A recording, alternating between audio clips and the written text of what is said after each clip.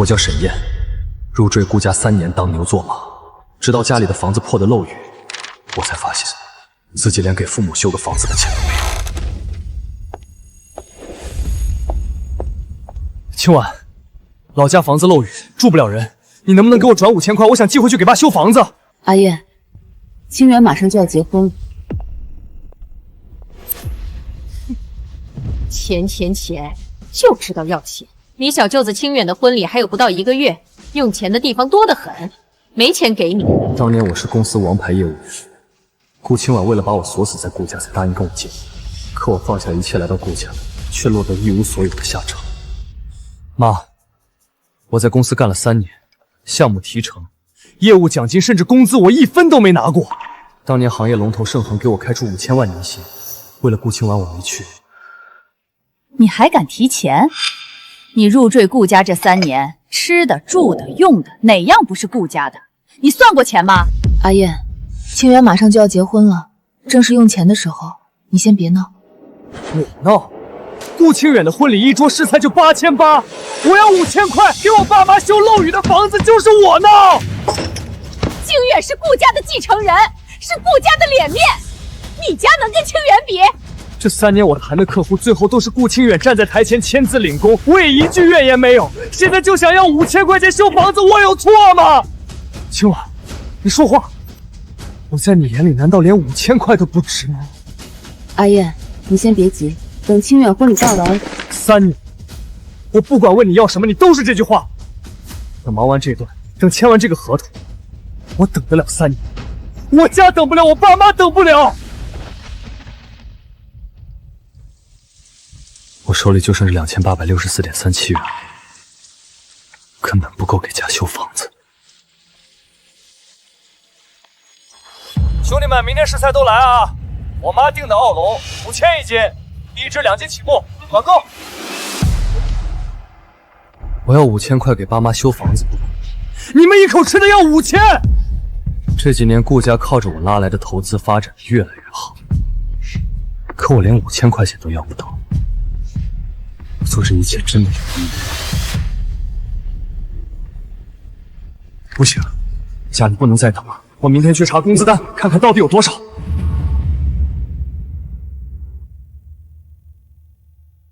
刘姐，我就查一下我这3年的工资记录，这有什么难的？沈燕，不是我不帮你查，是系统里根本没有你的薪酬档案，工资自然也发不了。怎么会没有我的档案？你入职的时候，顾副总亲自签的字。你的岗位定性是协助业务工作的家属，不在公司薪酬体系内，所以你的工资、奖金、项目提成都没有。怎么可能？当初我放弃盛恒，选择顾清婉，可到头来被人白嫖3年。吃饭就吃饭，拿什么东西脏上桌？这是我的人事档案复印件，上面写着沈燕，岗位协助业务工作的家属，薪酬标准5。妈，我3年的工资到底在哪？你住的是别墅，吃的是家宴，进出有司机，这些不是钱。你以为你在顾家白吃白住3年？那是两码事。吃住是吃住，工资是工资。我3年给公司谈下了40多个客户，签约金额加起来少说5个亿。姐夫，你这话就不对了。你谈客户用的是顾氏的名头，没有顾氏这块牌子，谁认识你沈燕？再说，你真有本事就去谈个盛腾的合作，给我们开开眼啊！没本事就别在这儿装。盛腾，当初他们以保底5000万的年薪请我过去，华尔街更是开出过3倍条件，我为了顾家把这些全推了。现在你让我去谈盛恒，那你出去谈一个给我看看。不说盛恒集团本来就是我们现在够不到的合作，就说上个月我谈下的客户，你坐在会议室里，连人家财务模型都听不懂，是谁帮你圆的场？什么意思？你意思是我抢你功劳？我不是说你抢，我是说这些客户是我谈的，方案是我写的，合同是我跟进的，提成呢？我的提成进了谁的账户？阿燕，我弟弟的婚事是现在最重要的事，等婚礼结束，我们再谈你的工资。顾清婉，你说什么？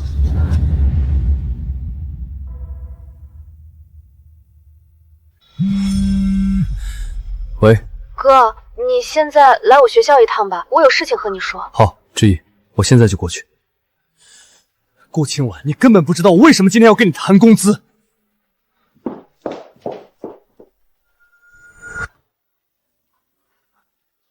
之意，你怎么就吃这点儿？够吃了。哥，你只给我拿1份红烧肉，你自己的呢？我不饿，你吃。哥，我上月做家教攒的钱都转给爸妈了，但爸妈身体不好，咱家也穷，那点钱不够修房子，屋顶也还在漏雨。哥，我没钱了，你要是有的话，给妈转点吧。好，你别担心，有哥呢，哥晚点给妈转。哥，你说爸妈供咱俩念书，念出来了又能怎样呢？你在顾家3年，连件新外套都没添过，爸躺在漏雨的屋子里，没钱修房子。吃肉，你好好上学，其他的不要你操心，哥来想办法。这个澳洲龙虾不错，一桌2只，2万。清远，菲菲喜欢吃海鲜吧？喜欢，他上次还说我小气不带他去海鲜馆。那就订这个，甜品换成燕窝。好，妈，宴席越贵越有面子。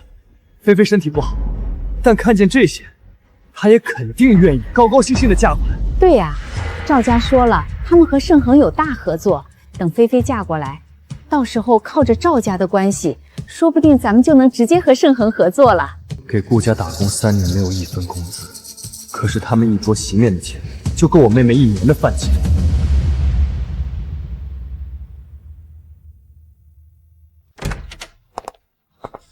清婉，我做了个预算，修屋顶、换门窗、做防水，真的一共就5000。等我回来再说，我现在出去有急事。清婉，不能再等了，我爸身体不好，老房子每天都在漏雨，再不修的话，下一场雨就能把堂屋泡塌。阿燕，你知道我今天出门是去干什么吗？我不想知道你去干什么，我就想知道5000你给不给？清远的未婚妻菲菲白血病2年了，现在找到了合适的匹配者，和赵家联姻后，顾氏说不定很快就能和盛恒合作。盛恒你知道吧？爸跑了3年都没把人家门敲开，现在好不容易有机会，你非得这时候跟我闹。我不管什么盛恒，你顾家想跟谁合作是你们的事，5000不给我可以，那我要我3年的工资。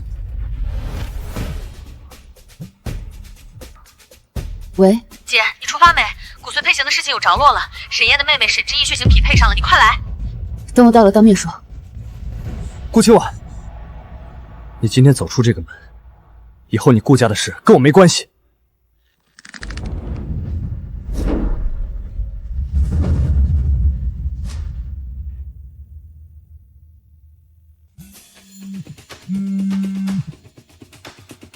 喂，哥，之意，怎么了？哥，刚才有2个人来学校找我，说是顾氏集团的人。顾氏的人，他们找你干什么？他们说赵菲菲有白血病，等骨髓等了2年了，他们不知道从哪儿查了我的血型，说我和那个女孩的血型初步匹配，想让我去医院做个详细筛查。他们怎么查到的你的血型？我也不清楚。那2个人说让我配合做筛查，匹配上了再谈下一步，还说这是帮顾氏拿下一个大项目的关键。谁让他们去？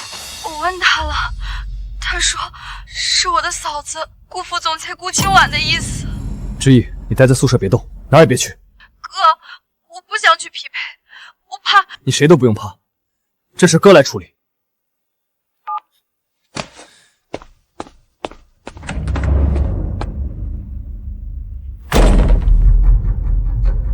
顾清婉，你派人去找我妹妹了？是你让她去给赵菲菲匹配的，你想用我妹妹的骨髓去换你弟弟和你们顾家的前程？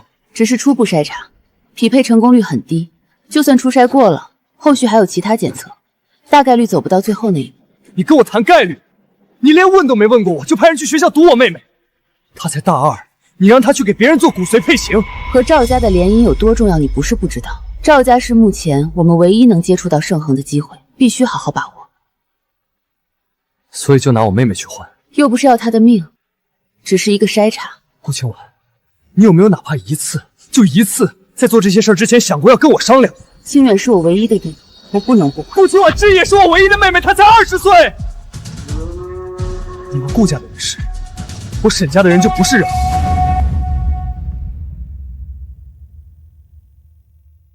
在走廊上就听见你大呼小叫。沈烨，你跑到公司来闹，像什么样子？赵菲菲和你妹妹的血型匹配，现在还只是去做个筛查，你至于闹成这样？闹？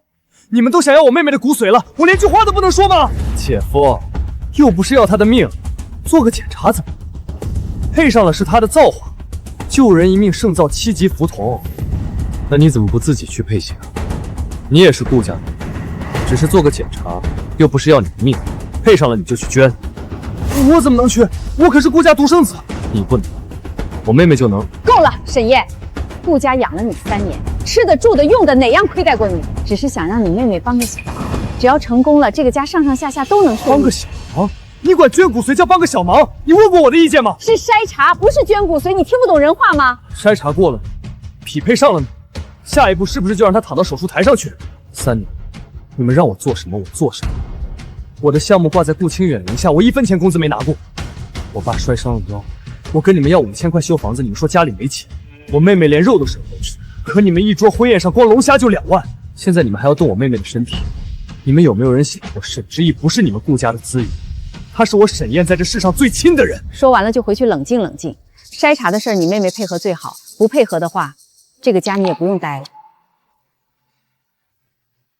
不用等筛查，从今天起，我跟你们顾家恩断义绝。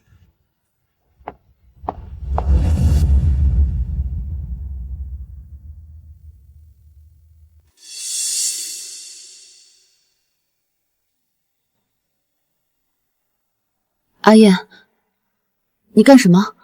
你不是看见了吗？就因为筛查的事儿，我都说了只是初步检查，你非要闹到这个地步。3年了，我的事儿在你眼里都是小事，不给我开工资是小事，你弟抢我的业绩是小事，现在动到我妹妹头上还是小事。顾清婉，在你，只要和我有关的事都只是小事。你出了这个门就别再回来。我本来也没打算回来。收拾东西，行啊，有本事别回来。我倒要看看，离了顾家，你一个农村出来的上门女婿能去哪儿？清远说的对，你就是条喂不熟的白眼狼。顾家养你3年，到头来为了一点点小事翻脸不认人。这3年，我不欠你的。江总，我是沈燕，你们盛恒之前想挖我，现在我同意了。是沈先生吗？我是江总身边的王秘书，我们江总等您很久了，您跟我来。好的，请进。沈燕来了，坐。江总，我想加入盛恒。顾氏这几年发展的这么快，圈内人都知道全靠你。我一直很欣赏你，但你今天主动上门，为什么？这是我的人事档案，入职3年，47个客户，签约总金额5亿3000万，全部挂在顾清远名下。这些年我在顾家任劳任怨，到头来我连爸妈修房子的5000块都拿不出。所以你来找我，我想跟顾家做个2段。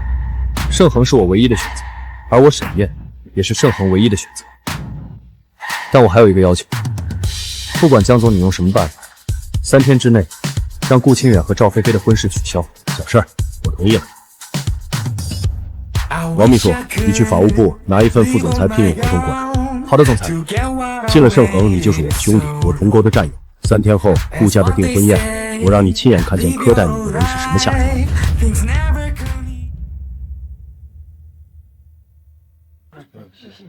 恭喜恭喜，顾总和赵小姐郎才女貌，天生一对。听说赵庆龙这个当岳父的，直接把在城北那3个建材市场给顾氏，那以后就是顾氏的渠道了，真是强强联合啊！以后都是一家人。清远娶了菲菲，是顾家的福气。妈，今天怎么没看见姐夫？别提他，一个上不了台面的赘婿，他在这大喜的日子出现，就是脏了大家的眼。以后他拿下的项目都是你和清远的。这3天都没见沈燕，刚才打了3次电话也没人接，他不会是真不准备回来了吧？清婉，你家沈燕怎么没来？他不来是他的损失。感谢各位今天来参加我和菲菲的订婚宴。借着这个高兴的日子，我再宣布一个好消息：等我和菲菲结婚后，顾氏将正式向盛恒集团提交供应商入围申请。那可是国内龙头行业，没想到顾氏和赵氏联姻后，竟然能和盛恒合作。是啊，我听说盛恒要求极高，只要能和盛恒合作，那以后的日子就不用愁了。在场的朋友都知道，盛恒的供应链门槛多高？全市能进盛恒名单的企业，一只手数得过来。和盛恒合作后的蛋糕有多大，不用我多说吧？顾总，这要是成了，顾氏的股价不得起飞？当然，盛恒的供应链合同一签就是5年期，一个项目至少20亿，顾氏到时候年营收至少翻1倍，到时候顾氏的股价翻个番也不算吹牛。顾氏筹备了这么多年，就等这一把，等进了盛恒的供应商体系，到时候在座的各位老朋友，有钱大家一起赚。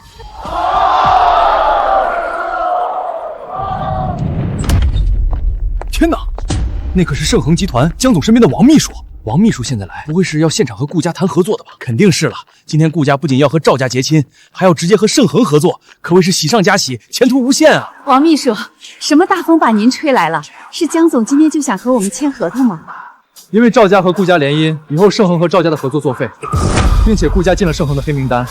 今天以后还和顾家有合作的，也一起进盛恒的黑名单。什么？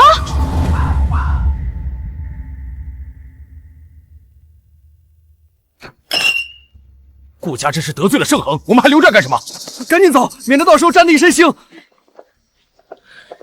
刚才还说带我们一起赚钱，转眼进了盛恒黑名单，真是晦气。王秘书，怎么回事？这中间是不是有什么误会？误会？你们为了给赵菲菲做骨髓匹配，都带人去毒沈燕沈总的妹妹，哪来的误会？顾清远，你不是说这事儿你们能摆平吗？不是说那女的给笔钱就打发了吗？现在盛恒的人怎么来了？你倒是说话呀！当初是你们顾家拍着胸脯说让我安心等，反正我不知情，这事儿跟我没关系。王秘书，误会啊，我们没有想做什么，只是去学校做了个问询。沈总现在是盛恒的人，谁动他的家人，盛恒就动谁。王秘书，您留步，这事都是顾家做的，跟我们赵家没关系，求您跟江总说说，再给我们一次机会。赵总，话我已经说清楚了，跟顾家联姻就是这个结果。婚约取消，我们现在就取消，求您。不必再说了，你们顾家疯了，连女婿的妹妹都不放过，现在还连累我们赵家一起被封杀。爸，咱们走，这婚不定了，让他们顾家自己收拾。从今天起，赵家和顾家再无瓜葛，顾家的烂摊子你们自己收拾吧。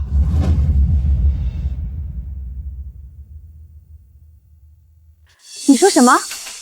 当初是你家私下跟我说，只要能让赵菲菲恢复赵家3个建材市场给顾氏做渠道，这话不是你们先提的吗？周美华，你说话注意分寸。那我们可没让你们去堵人，这事儿从头到尾都是你们顾家办的，跟我们赵家没关系。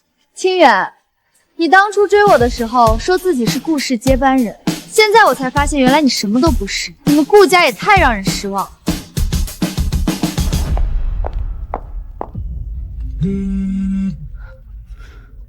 喂，顾总，出大事了！盛恒的声明一发出来，公司股价在10分钟内跌停了。你说什么？还有华泰、明远的采购部都打电话来说要重新考虑合作了，还有银行那边也来电了，问公司经营有没有受影响。知道了，先稳住。谁打来的？是不是沈燕？秘书，股价跌停了，供应商在问，银行也在问。沈燕，他就是来报复顾家的，他就是来报复的。你是不是早知道沈燕去了盛恒？我3天没联系上他。3天？你男人跑了3天，你不知道？你连自己男人都看不住。他现在去了盛恒，当着全城的面，顾家踩在脚底下，你满意了？当初你招沈燕入赘就是个错，一个农村出来的能有什么良心？在顾家好吃好喝养了他3年，到头来反咬一口。他走之前跟我说他爸腰摔伤了，房子漏雨再不修就塌了，他跟我要4万8，你当时说家里没钱。现在是翻旧账的时候吗？你还帮着沈燕说话？你去找他，跪下来求他，你是他老婆，他不能不顾夫妻情分。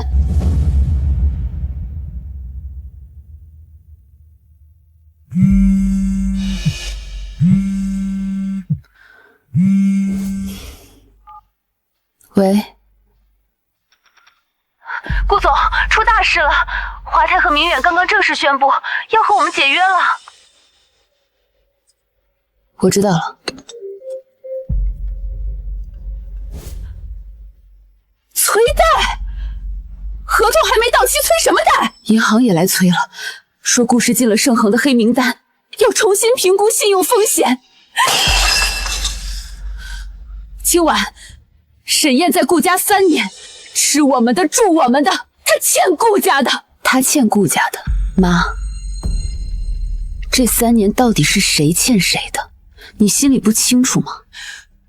现在不是翻旧账的时候，我是让你去求他，不是让你在这跟我犟。姐，妈的话不好听，但理是这个理。沈燕当初放着盛恒1亿的年薪不要，跑来顾家当赘婿，她图什么？图你。她是真喜欢你，你去跟她说2句软话，她肯定心软。清远说的对，夫妻没有隔夜仇，他就算恨我，也不会恨你，你是他老婆，他总不能连你的面子都不给。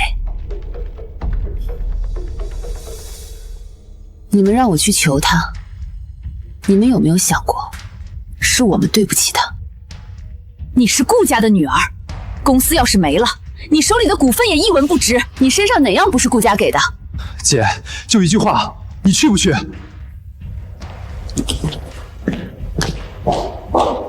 好，我去。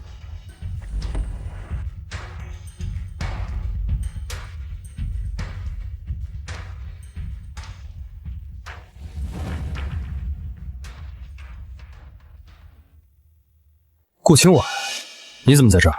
阿燕，我是专门等你的。让开，我们之间没什么好说的。这是你之前给我的离婚协议书，字我没签。你不签我就去走诉讼，无非多等几个月。法院判之前，我还是你法律上的妻子。顾清婉，你跑到公司楼下来等我，就为了说这个？你到底想干什么？2件事。第一，顾氏被盛恒拉黑，供应商全断了，银行在催贷，股价还在跌。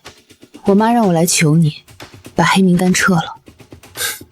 你觉得可能吗？我知道不可能，但她是我妈，话我得带到。第2件事，3年前你进顾家的门，是我让你签婚前协议，放弃所有权益，是我让你把项目挂在清远名下，也是我在这3年里把你的付出当作理所当然，从来不肯多看你一眼。我不想和你离婚，婚前协议我作废。你3年的工资加提成加补偿金，我给你300万，你回来好不好？你觉得我来盛恒是为了钱？我没有这样想。第1件事没得谈，顾氏的黑名单是盛恒董事会集体签的字，江宇不会撤，我也不会替你开口。第2件事，我不需要。你欠我的不是300万，是你3年里你们家对我的每一次羞辱。这笔账你还不了，也不用还。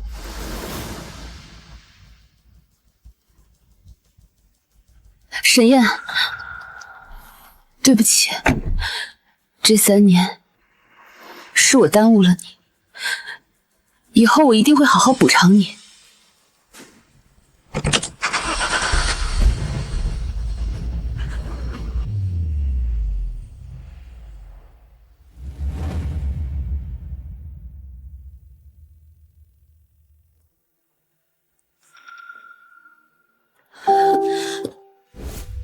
这个给你。你怎么又来了？让开，我们之间没什么好说的。红烧肉，我学着做的，做了好几遍，这版是最成功的。你不用这样。3年前你发高烧到40度，我半夜跑了好几家药店才买到退烧药。你当时拉着我的手，说那晚你觉得娶我值了。后来3年，我没让你吃过一顿我做的饭。顾清婉，你真的不用这样。你带红烧肉也好，带协议书也好，黑名单的事没得商量。黑名单是黑名单，饭是饭。那你来干什么？到底是为了顾家，还是为了你自己？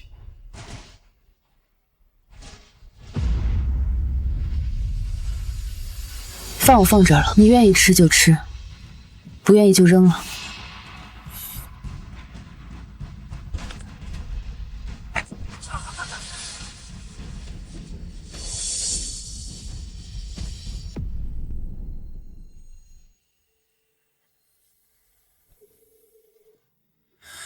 爸，我又给你转了10万块，你跟我妈留着用。燕啊，钱够了。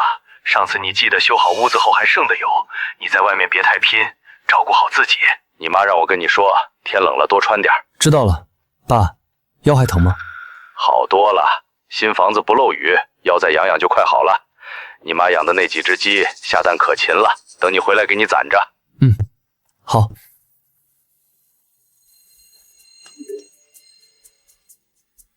哥，你怎么又转钱了？我的生活费够了，兼职的钱也够花。志毅，兼职不用再去了，好好享受校园生活，别再只吃素菜了。哥，那你也要好好吃饭。我看新闻了，你现在是盛恒的副总裁，真厉害。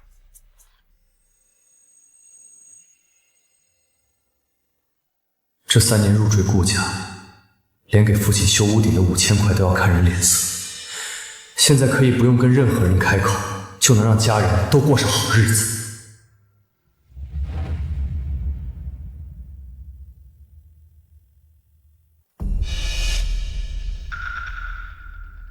现在顾氏的处境不好，但是也还没死。周美华在变卖个人资产往里填，撑1-2个月没问题。顾清远这2天在接触城南一家叫鼎盛的投资公司，想拉一笔过桥资金。黑名单维持不变。那顾清晚呢？他在盛恒楼下等了你3天，停车场那晚之后，天天来，早8点到晚8点，风雨无阻。公是公，私是私，这个我懂。但有句话我得提醒你，周美华和顾清远现在拼命找钱，是为了不被盛恒吞掉。但他们找钱的过程中，第一个会牺牲的人，就是顾清晚。周美华手里能变卖的资产有限，等周美华手里的资产没有了，顾清晚到时候估计会来找你。他来过了。停车场那晚，他带了2份文件，一份是作废的婚前协议，一份是300万的补偿金，我没要。我知道你不要钱，我问的是顾清晚要是在顾家待不下去了，你管不管？他等了我3天，3年前我进顾家的门，等了他3年，等他能在他妈面前替我说一句话，等他在他弟抢我项目时能看我一眼。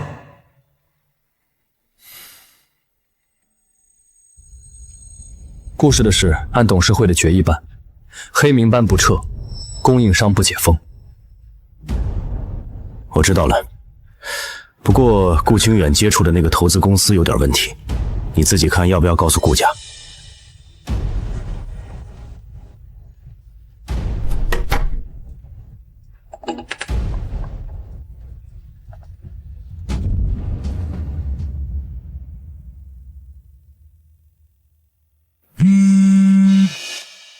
周美华，她打电话来干什么？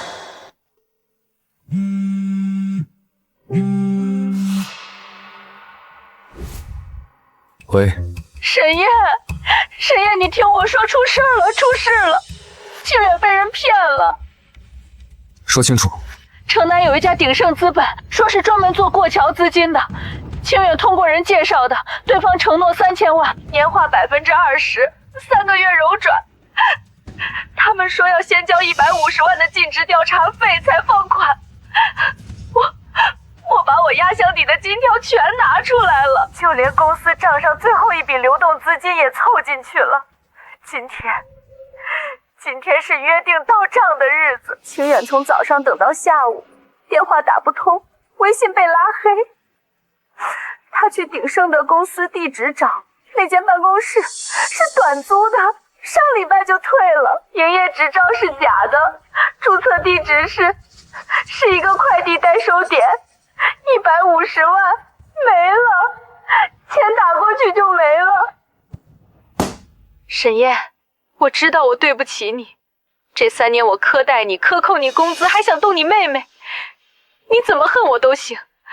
但清远他毕竟喊过你3年姐夫，他不懂事，他被人设局骗了。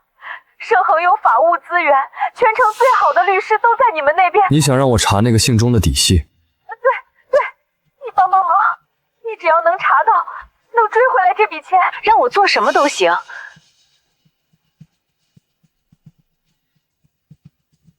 我可以查。真的？你愿意帮？但我有一个条件，让顾清婉在离婚协议上签字。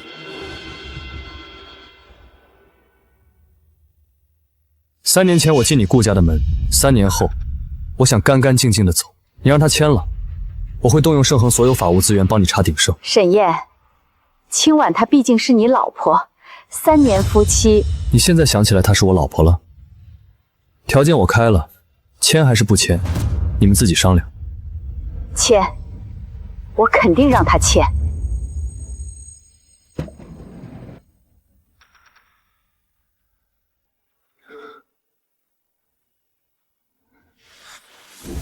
顾清婉，东西查清楚了。你打电话约我见面，说动用盛恒的资源帮我弟弟查鼎盛。阿燕，你是不是原谅我了？你妈没告诉你？告诉我什么？3天前，你妈给我打了电话，她说清远被鼎盛资本骗了150万，她手里一点钱都没了。她求我动用法务资源查那个姓钟的，我说可以，但有一个条件，让你在离婚协议上签字。他没告诉我他找过你，所以这份调查是我妈用我和你离婚的承诺换来的。是。钟建平7年前在广州以同样手法骗了一个建材商，涉案金额200万，后来逃到国外，再次作案就是这次。这里附了照片、身份信息、近3年活动轨迹，全部整理得清清楚楚。想追回你们钱的话，最好尽快。阿燕，这3年，我把你排在所有人之后。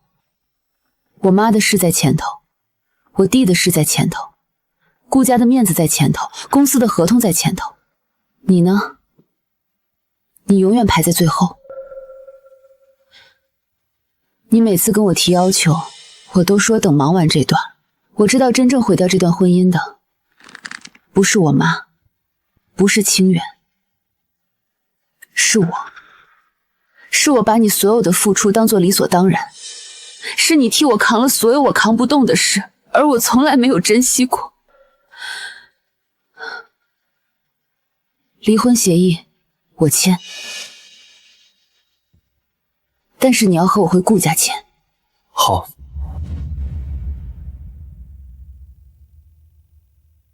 约你回来签，是因为这里待了3年的地方。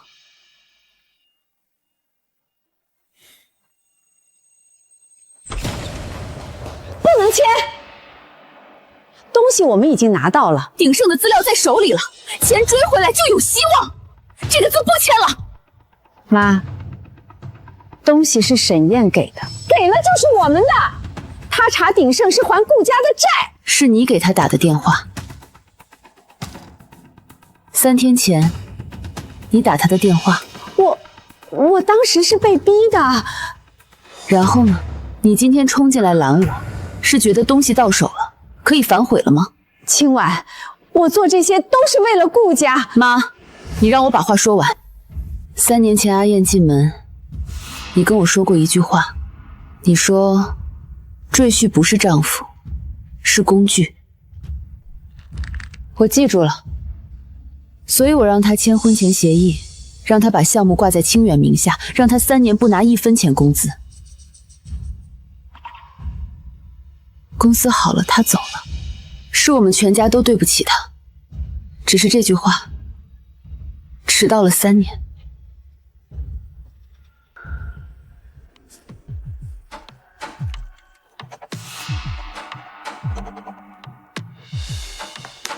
报案，联系城南分局经侦科，找姓刘的警官。鼎盛的案子里，他不是第一次犯事，广州那起也在追。明天上午，民政局见。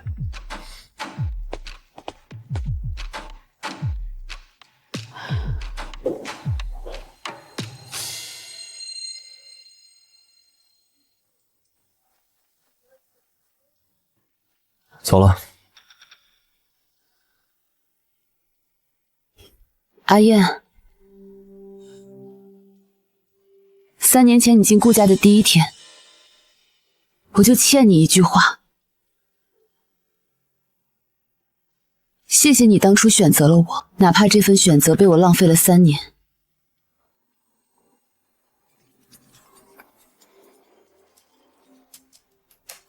江总，沈燕，快看手机，你被人黑上热搜了。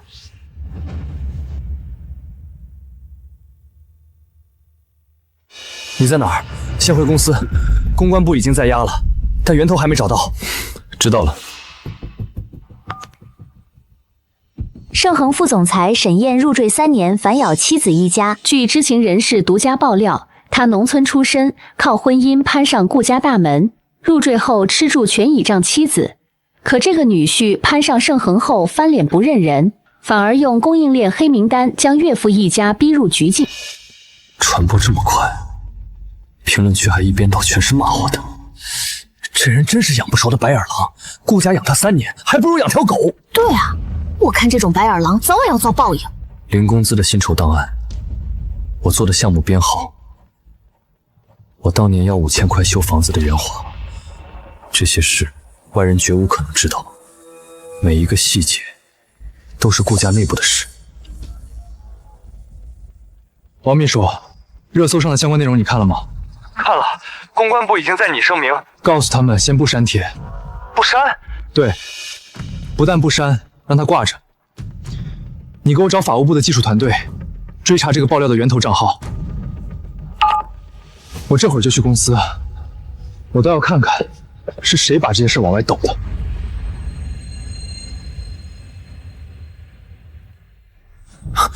沈总，现在舆情扩散的非常快。源头查了吗？还在查，这种匿名爆料账号用的都是虚拟号。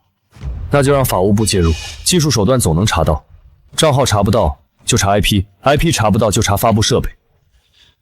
王秘书，通知法务部，这个事儿我亲自跟，在没有查到爆料源头之前，公司官方账号什么都不要发。明白。里面有些内容不是外人能知道的。写这篇东西的人，要么是顾家自己人，要么是从顾家内部拿到的料。你怀疑谁？让他们先查，查出来之前，让热搜挂着。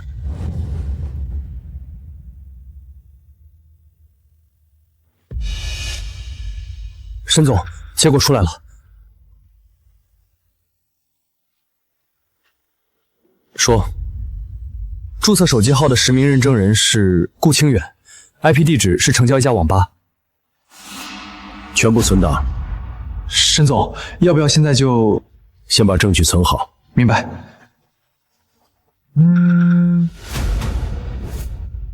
江总，看见了吗？现在最热的帖子是农村赘婿，凭什么手握盛国生杀大权？盛恒用人机制遭拷问，黑热搜被财经媒体绑上了供应链黑名单制度。文章末尾直接问，盛恒在用人上是否存在重大疏受？我知道。那你打算怎么办？他们要的是交代，我给他们交代。我攒了3年的东西，今天放出去。发吧。我把证据发给你，你给我放出去。好的，沈总，我收到了。人事档案扫描件、邮件记录、聊天记录3部分。您看按什么顺序放？这个人事档案证明我3年没工资的放第1张，然后再放邮件，证明我做的项目都署名是顾清远。沈总，这个聊天记录放不放，您再考虑一下。毕竟那里面有您父亲的伤情，放出去就成了公众话题。不放这个，他们不会知道我为什么跟顾家要那5000块。要放就放全。配文怎么写？法务部拟了3版，从温和到强硬都有。都不用了，我来说，你记下来直接发。配文是：我就是那个被骂上热搜的白眼狼，这是我拿出来的东西，你们自己看。发。我在后台盯着数据，有异常随时汇报。沈总，顾清远那边要是再发新东西，他有东西早就发了，他没了。沈总，不好了！舆论还是没有扭转，最高赞的评论是：谁会傻到白干3年不要工资？编故事也要讲基本法。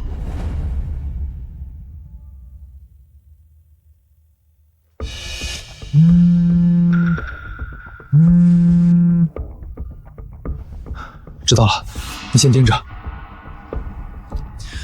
沈总，顾清远开直播了，直播间人数正在疯涨。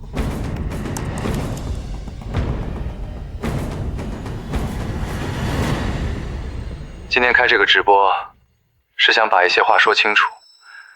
过去3年，我姐顾清婉一直在替沈燕还债，这件事我们家从来没对外说过。您的意思是沈燕在外面有债务？具体的我不方便多说。可沈燕是怎么对我们家的？住在顾家3年，吃出1分钱没花过，走的时候连句谢谢都没有。网上说沈燕在顾氏做了3年业务，项目都是她谈下来的。不可能！我今天当着所有人的面说清楚，那些项目是我顾清远一手谈下来的，每一个客户，每一份合同都是我自己跑的。沈燕就是做一做端茶倒水、会议记录这种活。你姐姐顾清婉对这件事是什么态度？我姐到现在都不肯说她一句坏话，这个傻女人，到现在还在替她还债。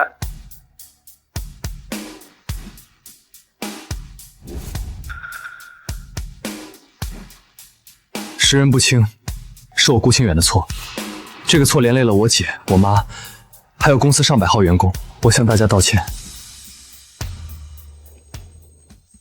沈总，舆论彻底一边倒了。沈总，现在外面骂您的人比我们发证据之前还多，要不要开直播回应？你也可以面对镜头说。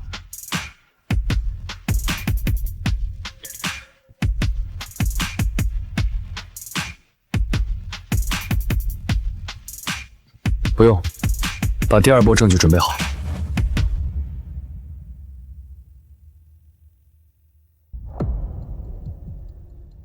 法务部查到的手机实名信息、网吧 IP 地址、发帖时间，全部整理出来，再去调顾清远上个月所有签约项目的客户沟通记录。他不是说我端茶倒水吗？那就让所有人看看，他顾清远谈项目的时候，是谁在替他写方案、做模型、拟合同。这些证据放出去，顾玉清就彻底完了。他开直播说的话，也没想过给我留后路。去准备。沈总，第2波证据全部整理好了，按您说的3分一起放。放。沈总，现在有一些舆论偏向您，但还有一群人咬着一个点在骂。什么点？评论区都在说，如果你说的全是真的，你老婆为什么不站出来替你说话？3年夫妻，但凡你有一点委屈，她至于一个字都不说吗？沈总，这个点回应吗？你们先别管，现在的舆论有一半偏向我，公司的股价已经稳定了，剩下的交给我。沈燕，今天又放证据了，手机号实名认证、网吧监控、鼎盛的报警回执，他全放出去了。妈，你发帖的时候为什么不跟我商量？我怎么知道他能查到我？我用的是网吧的电脑，手机号也是临时注册的。你发的帖，黑热搜是你发的，专访也是你自己找的媒体，你从头到尾都没有告诉我。姐，我是为了公司。你是为了你自己。清婉，现在不是追究这个的时候。沈燕把什么都放出去了，一半人已经开始回头咬清远了。沈燕放证据，是被人往死里骂了之后才拿出来的。你说这些有什么用？姐，你一直看这条说你没站出来给沈燕撑腰的评论干什么？你不会真想站出来说吧？清婉，你知道站出来意味着什么吗？那就等于承认我们家撒谎，等于把你弟弟往火坑里推。妈，是我们应该向他认错。顾清婉，要是敢说出去，我就一头撞死在你面前！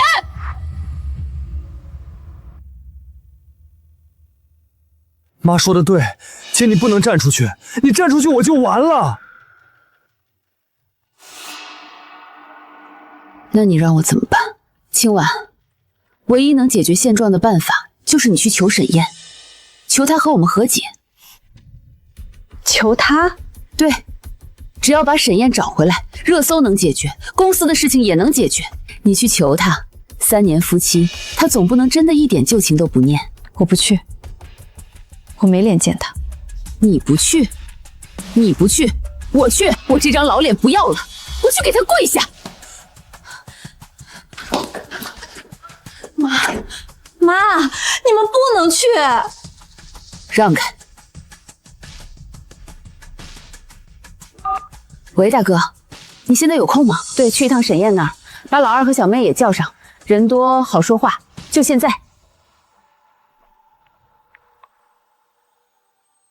阿燕，我妈和清远要去找你，我没拦住他们。我妈还叫了大伯、二叔和小姑，一共5个人。好，顾家人既然要来，那我就让所有人都看看他们的真面目。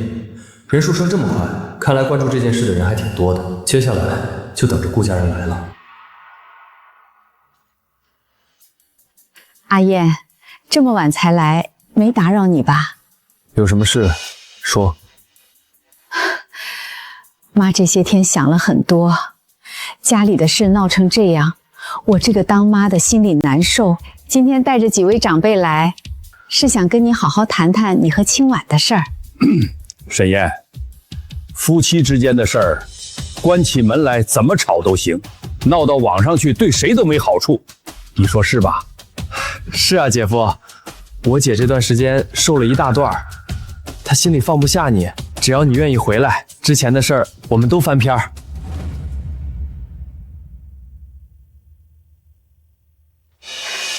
阿燕，当初招你入赘，确实是顾家的福气。你刚到公司那会儿，一个人扛了多少难搞的客户，妈心里是知道的。以前有些事儿，妈做的不够周到，你心里有怨，妈理解。但夫妻到底是原配的好。阿燕，看在往日的情分上，回头吧。你们今天来，就是为了劝我复婚？对，只要你愿意回来，热搜的事儿，顾家来摆平。怎么摆平？姐夫，只要你点头复婚，我马上去跟媒体说，帖子是我酒后胡写的，所有事我一个人扛下来，3天之内让这件事翻篇。你一个人扛，可是大众凭什么相信你说的话？那些事本来就是我弄出来的，什么黑热搜，什么直播上的话，全是我编的。只要你和姐复婚，我就有办法让大家相信。阿燕，你要是实在不答应，那妈也得把丑话说在前头，热搜继续挂着，对谁都没好处。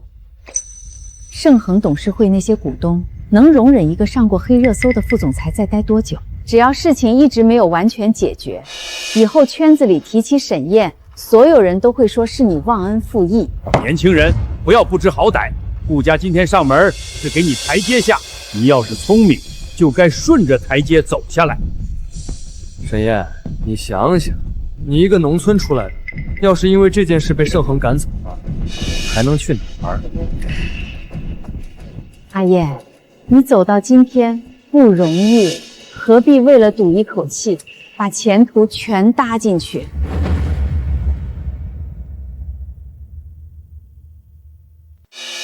帖子到底是谁发的？阿燕，这都不重要。清源已经说了，他愿意。我再问一遍，帖子是谁发的？现在追究谁发的有什么意义？重要的是怎么解决。我再问一遍，我在顾家3年，按正常业务副总的薪酬标准，应该拿多少钱？沈燕，你别太过分！3年前要不是顾家收留你，你还在农村种地。你一个上门女婿，顾家给你吃给你住，养了你整整3年，你算什么东西？没有顾家，你能认识江月，能进盛恒，能有今天？你从头到脚哪一样不是顾家给的？姐夫，不对，沈燕，热搜挂了好几天，你能怎么办？你放了那么多证据，网上照样一半人骂你。你现在根本就是走投无路，除了跟我们和解，你别无选择。我今天把话放在这儿，你要是不答应复婚，不把热搜撤了，我们就在这儿不走。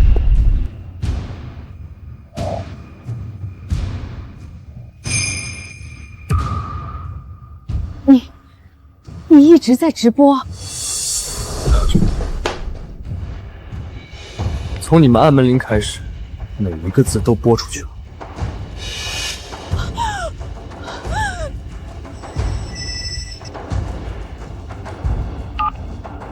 喂，顾总，出大事了，股价跌穿了，银行进来电话，所有贷款提前到期，要求3天内全额偿还。还有，供应商把公司大门堵了，顾总，公司账上1分钱都没有了，公司要破产了。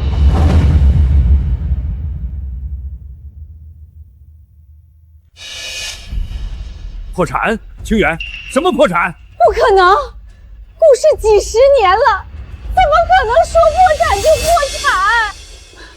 清远，是不是银行搞错了？我们还有供应商没了，股价跌穿，银行催贷，供应商堵门，你没听见吗？什么都没了。你姐呢？清婉呢？沈燕当年要5000块修房子，我说家里没钱，现在我们家也没了。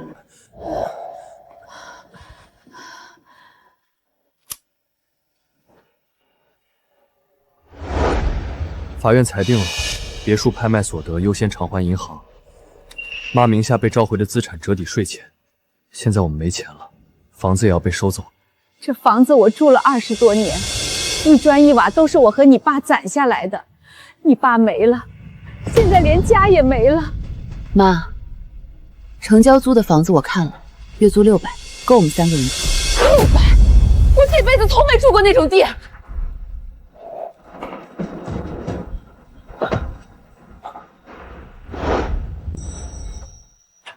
沈总，沈总，董事会正式批了。供应链事业部由您全权负责，年度预算12亿。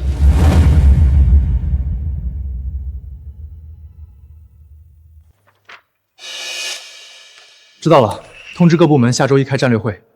另外，把供应商分级制度的初考发给各组长，让他们周末先看一遍，周一直接讨论。好的，沈总。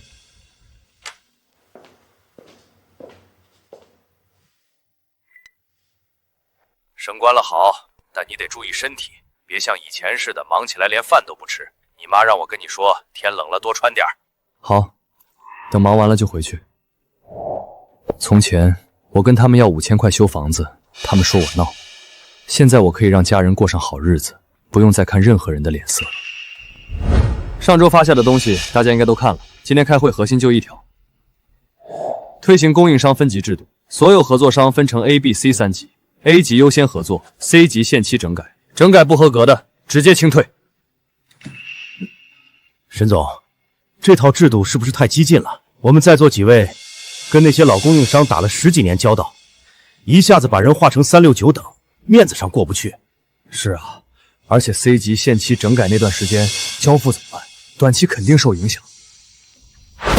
过去3年投诉率最高的前20家供应商，全部是合作超过8年的老关系户。延迟交付次数最多的前10家，有7家是各位刚才说的面子上的朋友。盛恒想做到行业第一，供应链就不能有短板。分级制度不是针对谁，是让所有人用同一个标准说话。你想清楚了，这套制度推下去，得罪的人不在少数。想清楚了。得罪一批不合格的供应商，总比被他们拖垮整条供应链强。行，你放手去干，出了事我兜着。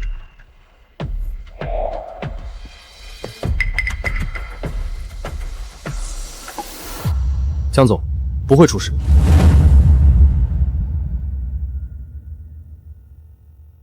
最近我们收到了许多的投诉信，今天让大家来，就是想开诚布公谈一谈。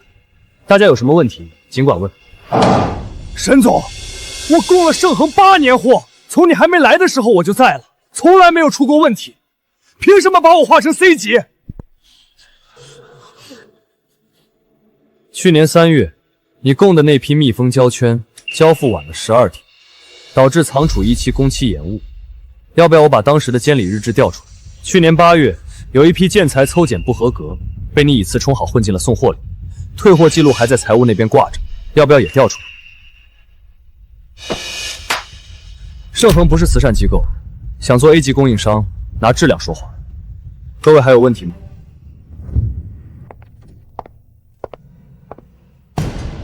听说你把老赵怼得哑口无言，数据摆在那里，不需要怼。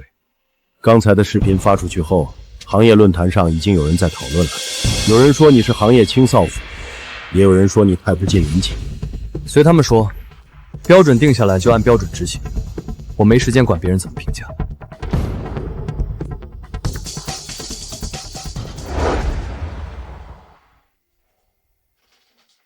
你看到没有？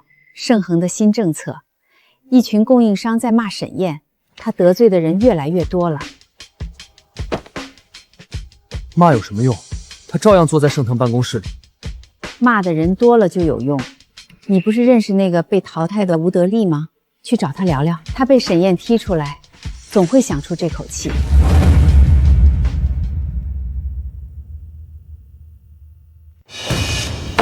吴哥，我今天找你就是想问问你，怎么会被盛恒淘汰了？还不是因为那个沈燕！我在盛恒供了5年货，就因为他沈燕一个分级制度，连续2个季度给我评 C 级，直接终止合作。我几百万的订单说没就没了，我恨死沈燕了。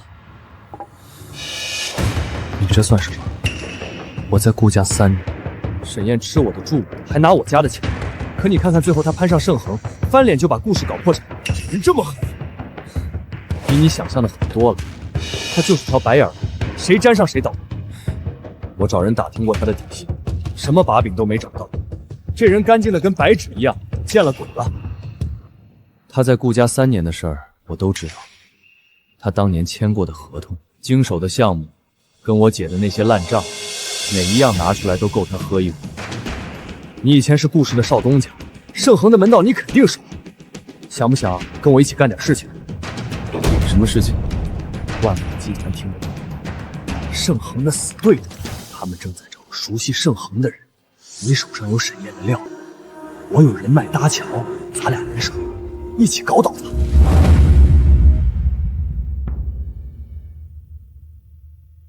钱总，这位就是我跟你提过的顾清远，以前顾氏的少东家，盛恒副总裁沈燕的前小舅子。沈燕在顾家3年的事儿，他最清楚。听说盛恒的供应链分级制度是沈燕一手推的，他这个人做事的风格是什么样的？沈燕做事不讲财面，从来不搞人情往来那一套，只看数据。他推分级制度，就是要用一套硬指标，把所有供应商筛一遍，不合格的直接清退。盛恒的供应商审核流程，你了解多少？具体流程我不太清楚，但我知道他审核的时候最看重是交付准时率、质量抽检度，还有报价透明度。他这个人有个弱点，太相信数据。只要你给他看的数据没问题，他就不会怀疑。但他不太会看人。怎么说？他在顾家3年，我抢了他那么多项目，他都忍。他不是能忍，是真的没往那方面想。行，今天先到这儿，回头有需要再联系你。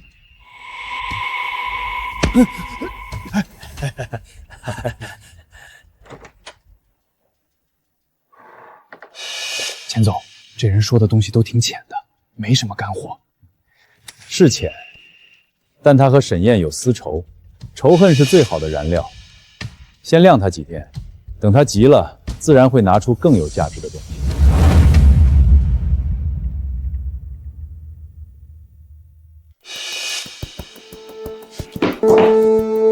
沈燕又上新闻了。他说什么了？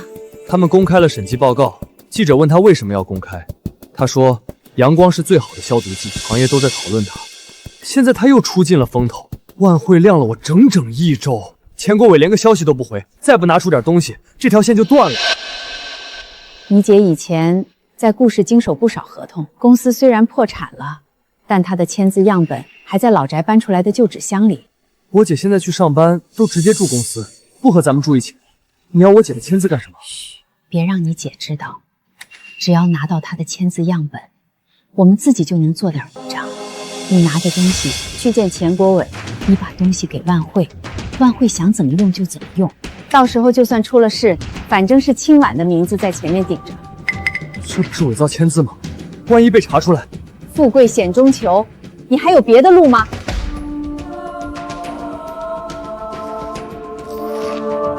这都是你姐经手的合同，有了这个，钱国伟就不会晾着你了。找到了。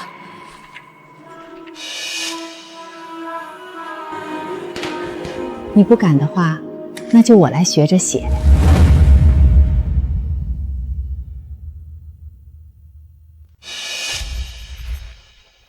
像了吗？差不多了，妈。你已经练了2天，不仔细对比看不出来。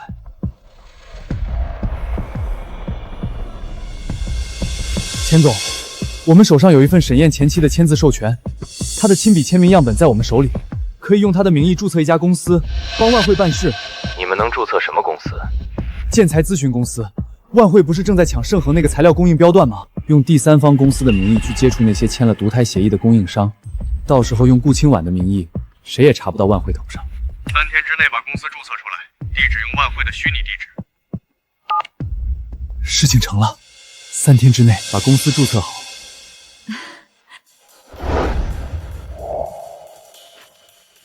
签字是你签的？你别管是谁签的，就这样子就够用了。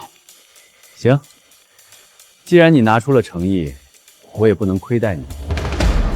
从现在起，你是万汇的编外合作伙伴，这家公司用来走账和接触供应商，出了问题跟万汇没关系。那我有什么好处？你不是想让沈燕难受吗？我们就用这家公司抢走沈燕现在拥有的一切。放心，只是走账用的壳，不会真出。就算出了事，你姐才是法律，跟你有什么关系？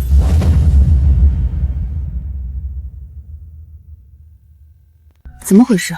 怎么会有注册的系统短信，显示我成了清远建材咨询有限公司的法人代表？你好，我收到一条企业注册的短信，想核实一下是不是诈骗信息。顾女士，我帮您查一下，清远建材咨询有限公司前天完成注册，注册材料上有您的亲笔签名，不是诈骗短信。对不起，您拨打的电话暂时无人接听，请稍后再拨。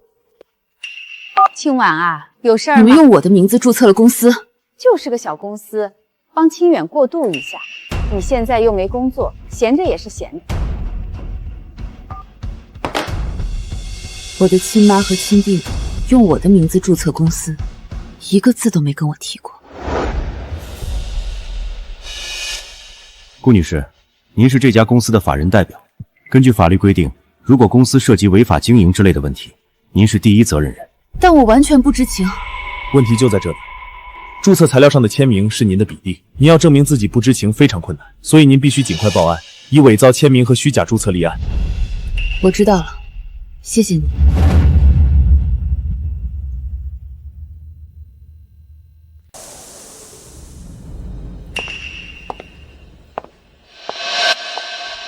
你怎么来了？等了多久？2个小时。有件事儿，我不知道该找谁，只能来找你。这是工商短信和律师的意见，你看看。清远建材咨询有限公司，经营范围仓储物流建材供应，你完全不知情？不知道，是我妈和清远用我的名字注册。这家公司的注册地址和万汇在同一栋写字楼，万汇是盛恒在整个华东最大的竞争对手，万汇在拿你当挡箭牌，用你的名字注册空壳公司，绕开图胎协议，接触盛恒的供应商，一旦出事，第一个被追究的人就是你。我知道，律师也这么说。我今天来不是让你帮我解决这件事，我只是想告诉你，万汇在打盛恒的主意，你小心。看在之前你给我传信的份上，盛恒法务部可以给你介绍律师，你需要报案，伪造签名和虚假注册是刑事案，越早立案对你越有利。如果报案，我妈和清远都会进去。他们用你的名字注册公司的时候，想过你会不会进去？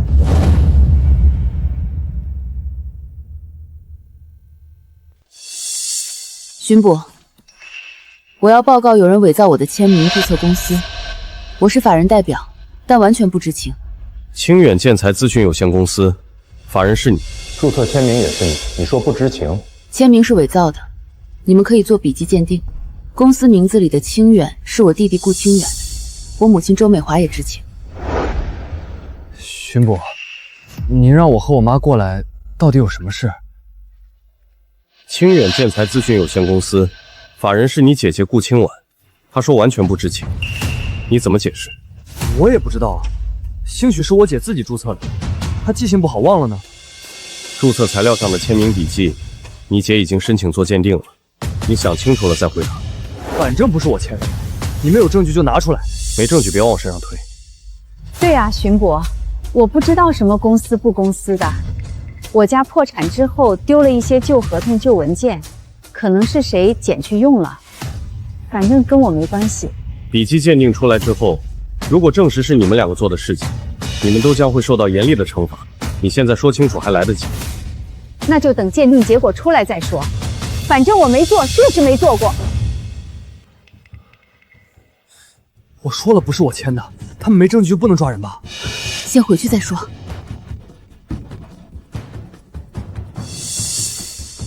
妈，结果还没出来，但我知道是你们两个做的。我的行李已经收拾好了，从今以后我们不要再联系。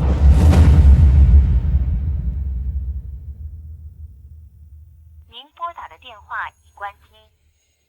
清远啊，找了3天了，你姐的电话都打不通，谁也不知道她去哪儿了。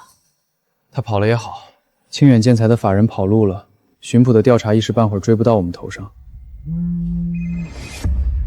顾清远，万会等了你这么久，你拿什么实际行动来证明你的价值？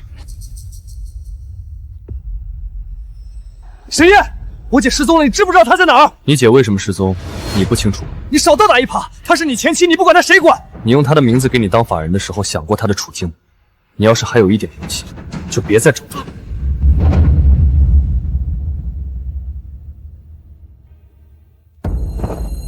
妈，沈燕当着那么多人的面让我下不来台，问我什么时候为别人想过一次，她算什么东西？而且她肯定知道我姐在哪儿，就是故意不说，要不然她怎么一点都不着急？明天我去找她。我要见沈烨！沈烨，你有本事出来！你把我女儿藏哪儿了？你以为离了婚就跟你没关系了？她好歹伺候了你3年。她伺候了我3年。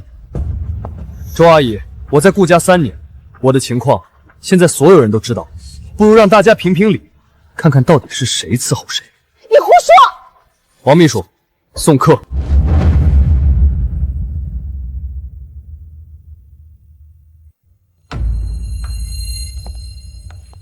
沈总，昨天大堂的事儿被人拍了视频传到网上，评论区有人骂泼妇，也有人质疑您对老人态度太冷。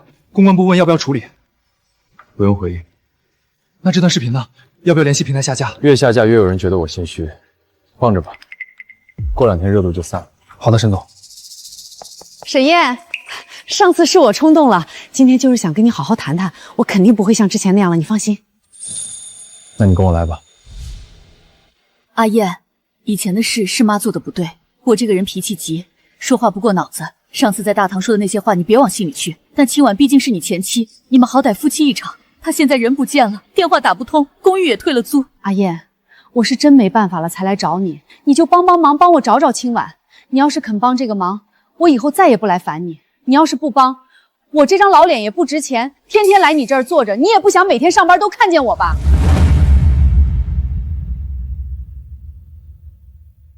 我可以帮你找顾清婉的下落，但我有一个条件。什么条件？你说。你和顾清远当着我的面，把清远建材的事讲清楚，是谁拿了顾清婉的身份证信息去注册？说清楚，我帮你们找。那事儿是清远一时糊涂，年轻人不懂事儿，我已经骂过他了。说清楚了，我帮你们找人。你不说，那就没得谈。沈烨，你这是逼死我！我一个老太太给你当道歉还不够吗？那些事都过去了，你非要揪着不放吗？你就是来让我继续给你当工具的。以前是让我给你当赚钱的工具，现在是让我给你当找人的工具。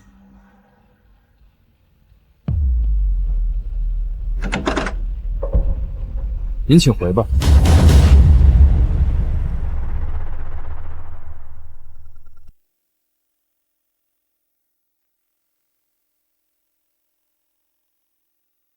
妈，怎么了？今天家里来2个人，一个女的说是你前岳母，带了个年轻人说是他儿子。是周美华和顾清远，他们怎么去找你们了？我一开门，那女的就开始抹眼泪，说你现在发达了，不管他女儿死活了，还说你把他儿子的工作弄没了。我爸呢？你爸在旁边坐着，一直没吭声。后来那女的越说越来劲儿，说你忘恩负义，说你在顾家白吃白住了3年。你爸就站起来问了他一句：那些客户最开始是谁谈下来的？没说别的。那女的当时就答不上来了，脸涨得通红，没坐一会儿就走了，没再说别的。不过燕儿，我看她那眼神不太对，走的时候回头瞪了你爸一眼。我爸在旁边吗？让我爸接一下。爸，他们没对你们怎么样吧？没有，就翻来覆去的说那几句话，我听了2句就知道他什么意思了。你不用操心家里，我跟你妈好着呢。我知道。爸，你跟妈说，以后再有陌生人上门，不用开门。你妈就是心软。行了，挂了吧，电话费贵。李助理，2件事：第一，我爸妈那边安排物业给门口装个监控，这2天就装上；第二，帮我约法务部，我要了解顾清源伪造签名的案子目前到哪一步了，下午就给我汇报。明白，沈总。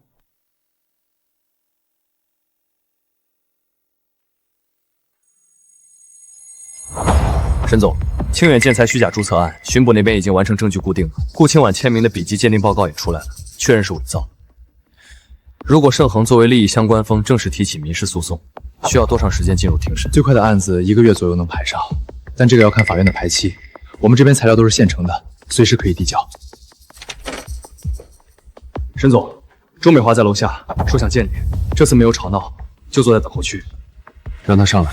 阿叶，我来不是跟你吵的，我就想问一件事儿，清晚他到底去哪儿了？你觉得我知道？他走之前见过你，我知道他来跟你说了公司的事儿，他是被你点包走的，对不对？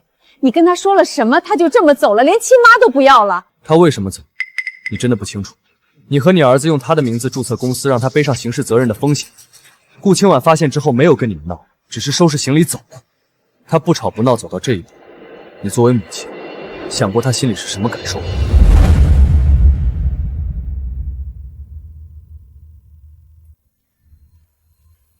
我要主动承认我的错误。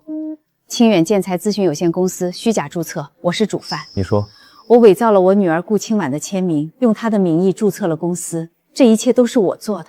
你为什么现在来自首？我刚才去盛恒找沈燕了，想问她知不知道我女儿去了哪里，她没告诉我。从盛恒出来，我坐在路边的花坛上给我女儿打电话，拨了一遍又一遍，每次都是关机。我坐在那里，突然就想通了，清晚为什么走？沈燕为什么不肯帮我？所有人为什么用那种眼神看我？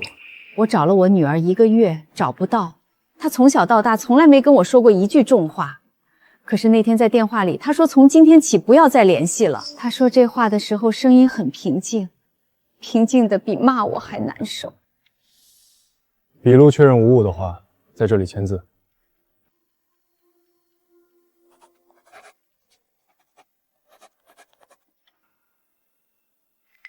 沈总，刚收到消息，周美华去巡捕局自首了，把伪造签名的事全部都揽在自己身上了。知道了，接下来就等巡捕那边按程序办。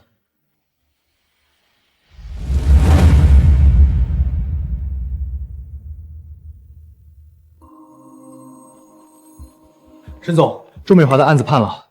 什么结果？他伪造身份证件、虚假注册，2罪并罚。基于自首情节和如实供述，法院从轻判了1年。今天上午刚出的结果。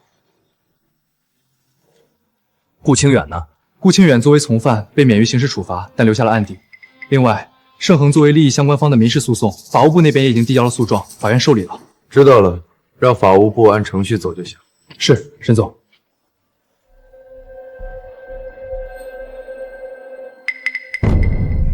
我妈现在进去了，我姐姐顾清婉也下落不明，这一切都怪沈燕。沈燕，你等着，我绝不会这么轻易让你好过。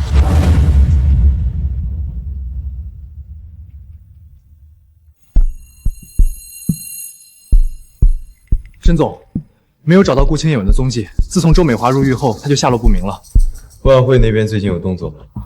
没有，钱国维被内部调查之后收敛了很多，最近万汇那边安静得很。那就把精力放在招标上，不要让外部因素干扰工作。仓储2期是今年最大的项目，任何环节都不能出纰漏。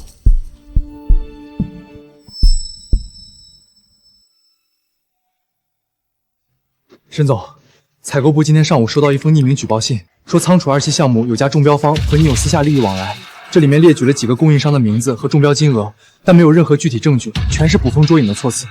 只有采购部收到吗？审计部、合规部，连江总办公室都各收到一份。寄件地址是承销一家打印店，没有寄件人信息。对方显然是有备而来，寄送范围这么广，就是想制造舆论，让法务和审计联合自查，所有中标方一个一个过，结果出来后直接报给他。举报信原件存证，打印店的监控也让人去调研。是，申总。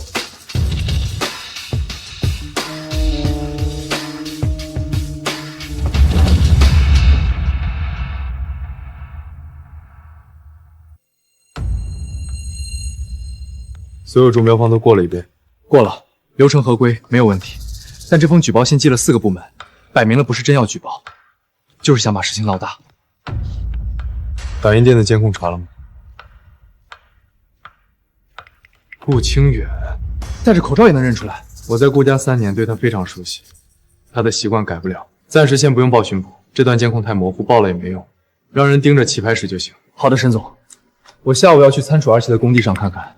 这边的事情就先交给你了。好的，申总。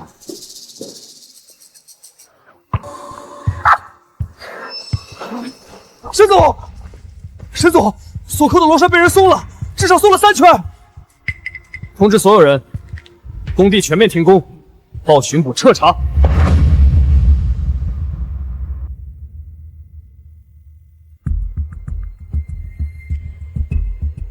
不止这一处，另外2处脚手架的连接器也有被拧动的痕迹，这不是偶然事故，是有人蓄意破坏。有人受伤吗？没有，万幸今天那根钢梁下面没人，否则后果不堪设想。我们调了工地近3天的监控，半夜1点左右，有个人影从围挡的破损缺口钻进来，在工地上转了将近20分钟，走路姿势一模一样。我能肯定这和给我寄信的是同一个人。这个人应该就是顾清远，之前因为伪造签名注册公司留过案的，住城北棋牌室。步态特征确实高度吻合，我这就带人去棋牌室。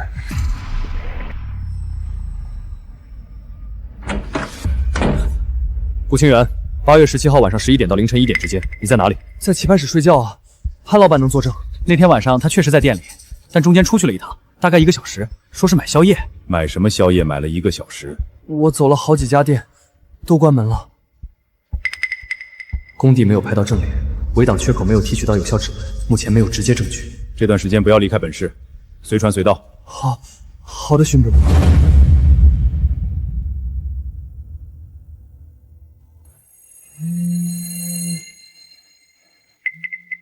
停工1天，设备租赁税和人工成本就是几10万。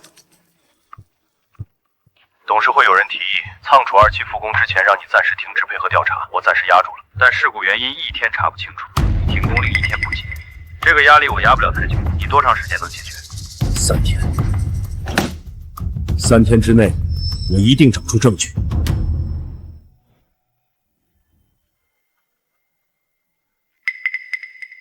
申总，媒体那边已经发了好几篇报道了，标题很耸动，股价今天跌了2个点。公关部问我怎么回应，现在回应什么都是狡辩，找到证据，拿事实说话。围挡的破损缺口在事故前3天就记录在巡检日志里了，标注了需修复，但维修班组的账簿上没有对应的修复记录。去，叫巡检员来。是，沈总。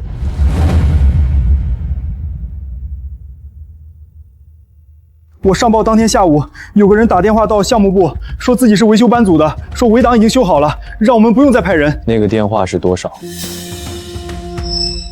马上带他去查。是。国际名誉付费卡已经停用了，但基站定位显示，通话时这张卡的位置在城北棋牌室周边200米范围内。打印店监控拍到他的步台，工地监控拍到他半夜进围挡。现在基站定位又证明棋牌室周围有人冒充维修班组打掩护，3份证据，再加上之前伪造签名留下的案底，虽然没有直接指纹，但先把这些全部交给巡捕。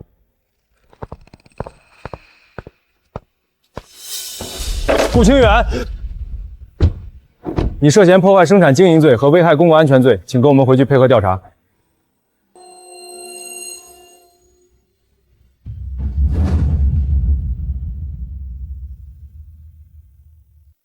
沈总，顾清远在派出所咬死了不认，说监控没拍到正脸，巡捕手里的证据不够硬，暂时没法批捕。光靠巡捕破案来不及了，3天期限只剩最后1天，换思路。 不追查谁送的螺栓，先证明盛恒的安全管理体系没问题，让安全部门把近1年的巡检记录、监控录像全部整理成档，主动提交给安检部门，同时邀请第三方安全评估机构进场核查。我马上去办。沈总，安检部门的审核结果出来了，认定盛恒安全管理体系没有系统性缺陷，事故原因系外部人员蓄意破坏，停工令今天正式解除。但安检部门要求工地安保必须加强，所有进出人员实名制管理，安保投入翻倍，这笔额外成本不小。成本增加。 总比工地烂在那里强。通知项目组明天复工。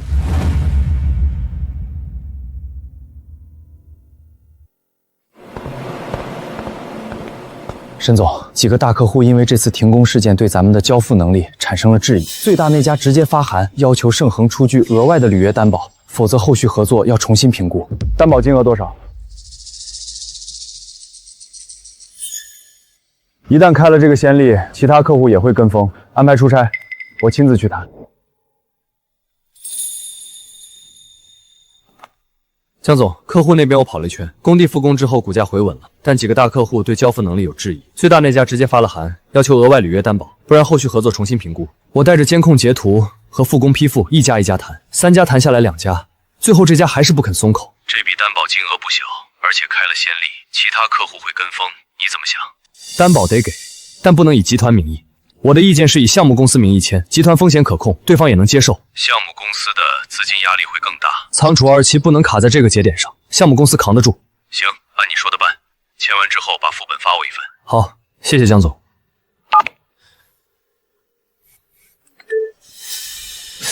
这谁发的消息？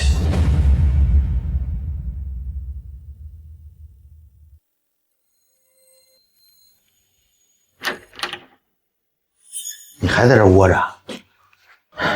上次差点进去了，你不怕？我孤家寡人一个，怕什么？我妈在里面，我姐跑了，沈岩在外面风生水起，我还有什么可失去的？这家就是要求额外担保的那家客户。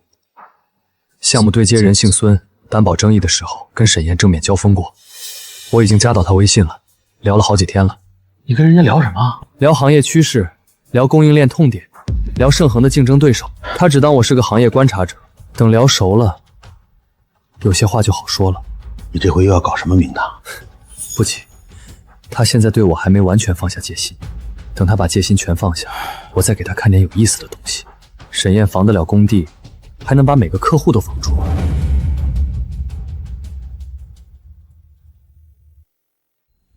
沈总，贵司在事故发生前3天就已经发现了围挡破损。 为什么没有及时修复？巡检员上报当天下午，有人冒充维修班组打电话说围挡已经修好，这个电话是不记名卡打的，所有材料都在这里。你的结论是有人蓄意破坏，而且这个人现在还在外面。是。那你打算怎么保证这种事不会发生第2次？人脸识别门禁，双人双岗值班，夜间红外监控全覆盖，所有进出人员实名制。 临时访客需要提前报备。出了事能兜底不算本事，能在出事之前把漏洞堵上才叫本事。你这次是被人钻了空子，但你的反应速度比很多人都快。审计通过，合同按原计划执行。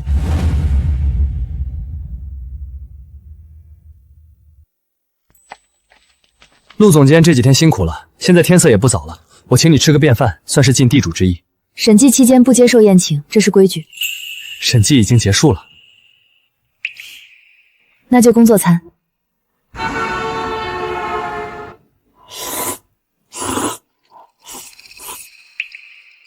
陆总监，你做供应链多久了？8年。之前在德国一家物流公司干了5年，去年才回国。国内供应链金融刚起步，空间大。德国那边自动化仓储已经做到无人分拣了，但他们的模式不能直接搬过来。对，国内的物流节点比欧洲密集得多。 数据量不在一个量级。你之前说出事能兜底不算本事，这话是你自己总结的？不是，是我第1任老板教的。他说，供应链管理者的最高境界不是救火，是让火烧不起来。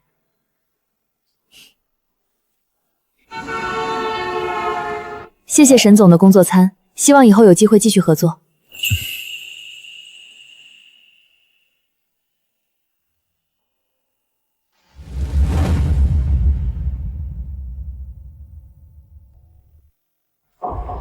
沈燕的盛恒供应链再获大客户认可，可恶！工地破坏没扳倒他，客户审计也通过了，网上全是他的正面报道，一条负面都找不到。我折腾了这么多回，每次他都能化险为夷。你现在就像困兽，越挣扎越出不去。我跟你说过多少次了，人家沈燕背后是盛恒，你有什么？我每次出手都是孤注一掷，没有后手。工地那次我做完就跑了，客户那边我聊一半就没下文。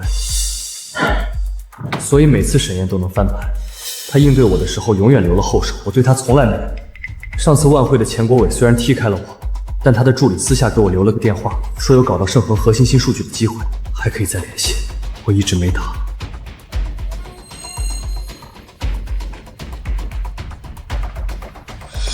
喂，我是顾清远。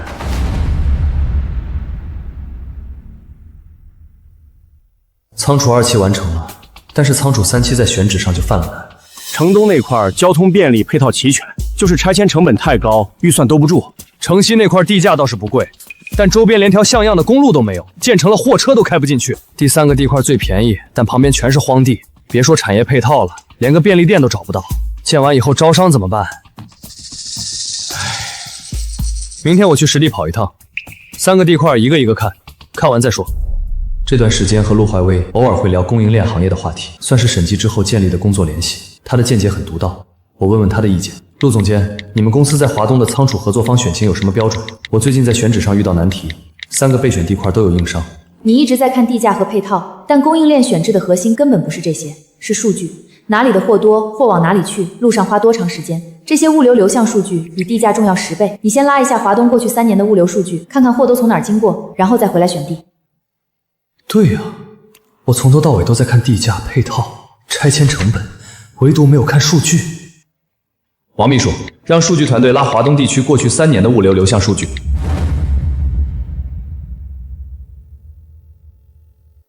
申总，数据跑出来了，您之前看的那3个地块，物流覆盖情况完全不一样。城南这块地位于3条主要货运干线的交叉点，最合适了。之前所有人都在看地价和配套，没人看数据。这块地才是最优解。按你说的方法拉了一遍数据，结果完全不一样，你帮了我大忙。等我回去请你吃饭，不是工作餐。审计已过，可以吃好的。奇怪，自从和陆怀威聊天的时候，我就不会去想顾清远、万汇这些事情。陆怀威说话的方式直接不绕弯，让人觉得舒服。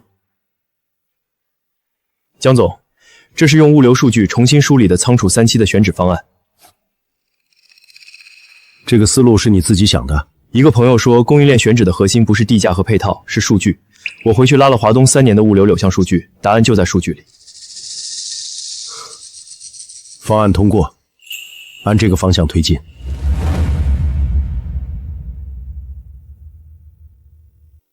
钱总让我来跟你谈，态度很明确，我们需要盛恒在连锁超市项目上的方案和报价，事成之后给你报酬，现金。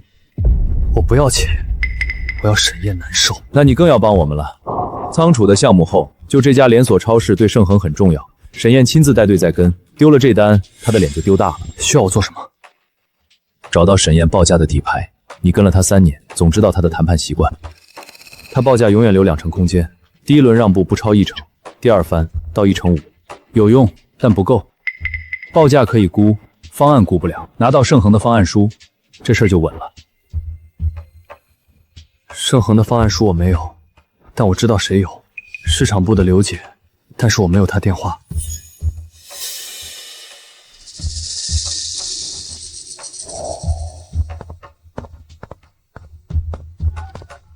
喂，刘姐吗？我是清远，对，顾氏那个顾清远。听说你现在在盛恒市场部，晚上有空吗？请你吃个饭。这家连锁超市全国1200家门店，拿下它，我们的仓储网络就能直接嵌入零售终端。这是增量市场，战略意义比利润更重要。沈总，对方采购部刚发通知，增加一轮比选，几家？3家。原本是我们和另一家，现在新增了万汇。万汇，他们在零售供应链没有经验。沈总，万汇的报价摸到了，比咱们低了8%，而且他们的方案里也提到了4小时配送。万汇什么时候开始搞自动化分解了？没听说。有人在给他们递情报。谈判只剩1周，内查来不及了。既然他们抄我的框架，我就让框架本身变得没用。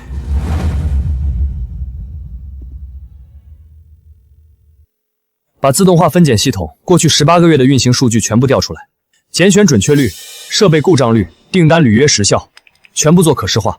沈总，这是要做什么？做一份4小时时效保障白皮书，不玩虚的，用数据说话。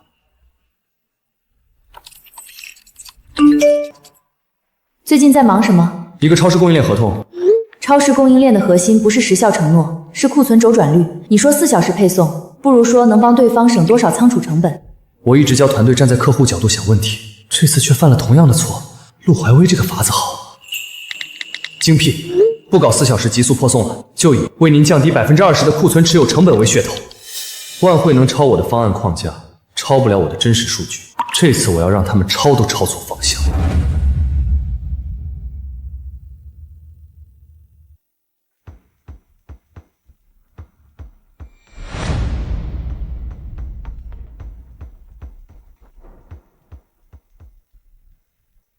我不讲4小时配送，我讲各位最关心的钱。盛恒仓储网络能帮你们节省的库存持有成本、资金占用成本、滞销损耗成本，这个计算出来的数字精确到小数点后2位。这个角度之前没人跟我们算过。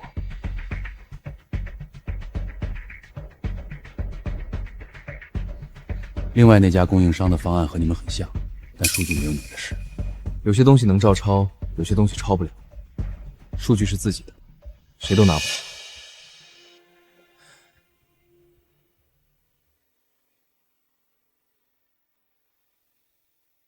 连锁超市供应链合同，最终还是花落盛恒。合同拿下了，你上次说的库存转化率建议帮了大忙，这顿饭欠你很久了。正好我要去你们城市开会，这周6你请客。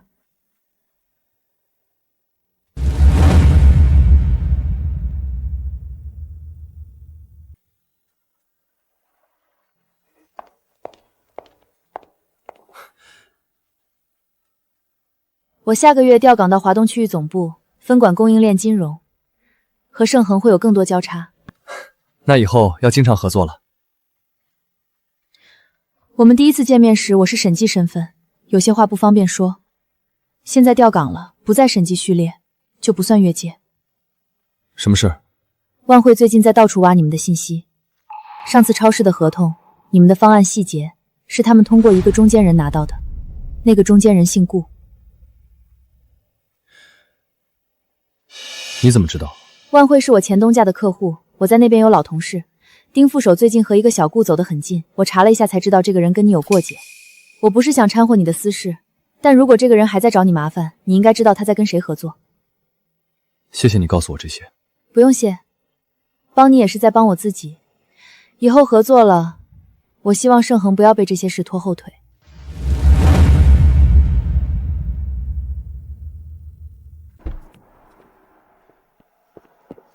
盛恒数据平台要过国家3级等级认证，业内头一份。认证一落地，万汇在数据安全领域彻底没戏。我给你最后一条路，拿到盛恒的跟密钥，50万。我不为钱，我要沈燕难受。结果都一样。我提醒你一下，你见不到沈燕，也碰不到密钥，但你可以碰她身边的人。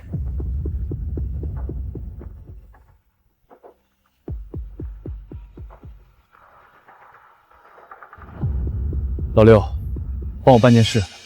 大学城，沈之一，下午的课。这是我以前在德国参与数据认证时被问过的所有坑，你过一遍。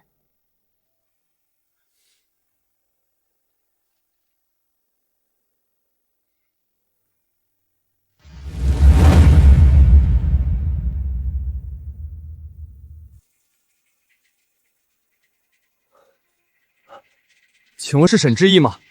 我是盛恒的员工，你哥沈燕出事了，现在在市中心医院抢救，公司让我来接你。我哥怎么了？伤得重不重？具体情况我也不清楚，车在那边，你先上车，路上说。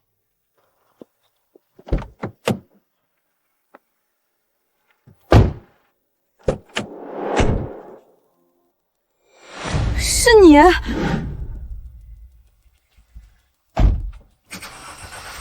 别怕，我不动你，只要你哥配合，你很快就没事。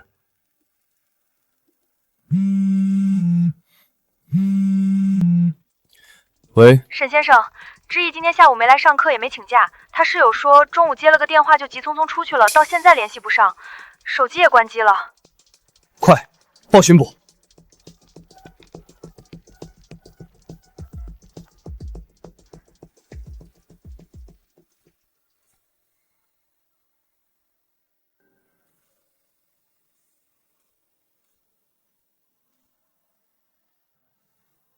顾清远，你又认出来了？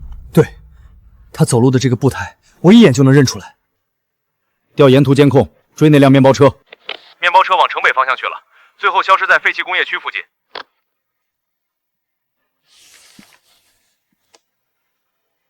顾家旧仓库，3年前他带我去过，在废弃工业区最里面，是个空置多年的旧仓库。我知道他在哪儿。你打算一个人进去？那是我妹妹。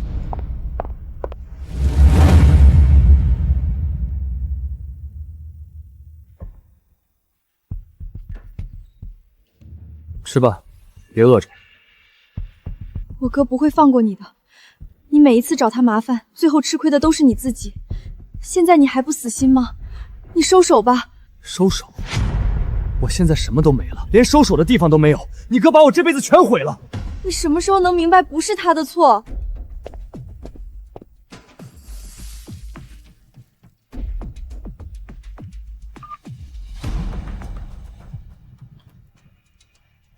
顾清远，你妹妹在我这里，我要盛恒数据平台的根密钥，1个人见的，2个小时之内我见不到密钥，你也别想见到你妹妹了。我怎么知道她现在安全？哥，我没事。听到了，2个小时，1个人来。你打算怎么办？根密钥不能给他，那是盛恒几千人的饭碗。我在外面等你。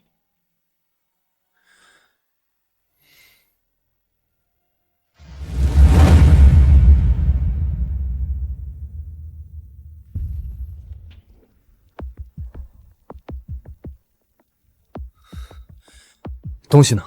根密钥我不能给你，那是盛恒几千人的饭碗，给了你，什么都作废了。这不是我一个人说了算的东西。那你还来干什么？来看我笑话？我给你另一个东西，你母亲的假释机会。你说什么？周美华在里面表现良好，符合假释条件。如果你现在放了之意，我会以受害人身份向法院出具谅解书，帮她争取假释。你妈是因为你才进去的，现在你可以亲手把她弄出来。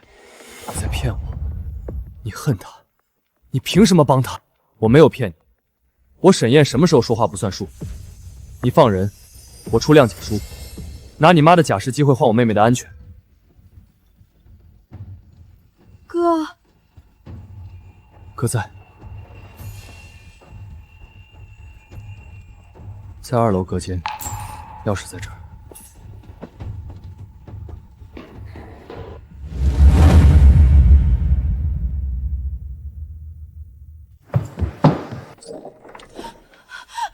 哥，我知道你会来。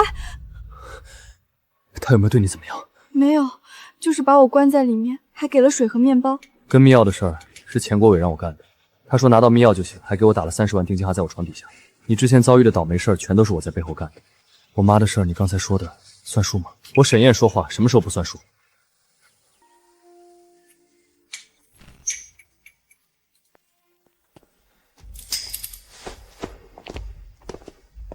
我姐那边照顾好清婉，让她别来看我，就说我说的。我会转达。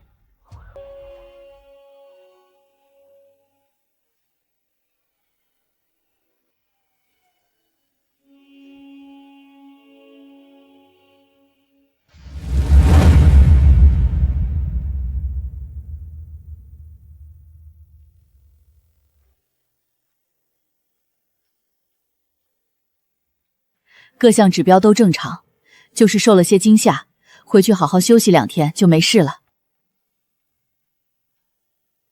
走，送你回学校。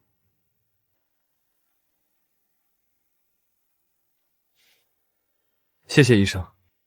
客气。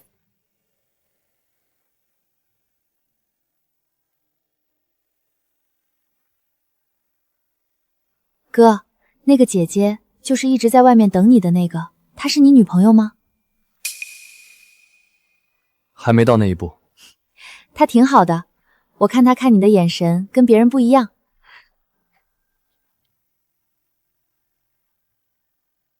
认证评审会延期了，下个月。我知道，你之前说调岗的事批下来了，华东区域总部下周报到。那我得趁你走之前把话说了。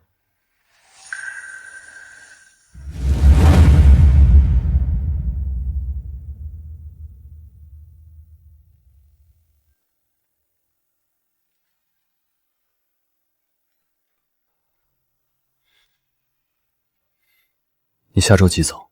周3，华东那边催了好几次了。有句话我想趁你走之前说出来。顾家的事从头到尾你都在旁边看着，从客户审计到工地破坏，从匿名举报到我妹妹被绑架，这些烂事你全看见了。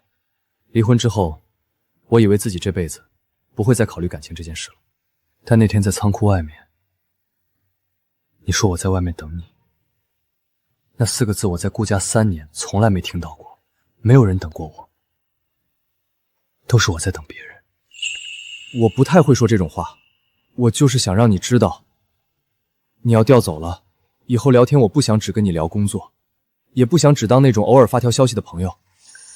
你说的挺好的，我还以为你打算一直不说。华东到这边高铁2个小时，我又不是不回来了。你那个项目我还要跟进，回头把方案发我，以后有的是机会见面。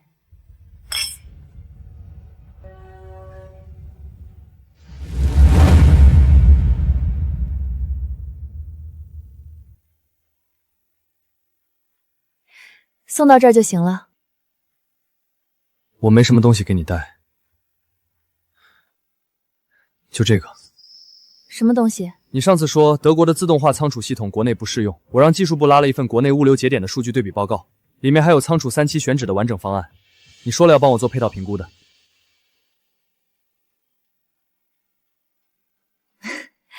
你送行就送数据报告？还有一句话，到了给我发个消息。就这？我等你回来。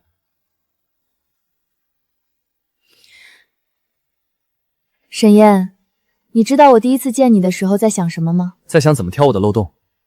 不是，我在想这个人被那么多人针对，要么是真的硬，要么是把自己裹得太紧了。后来我发现你2个都有。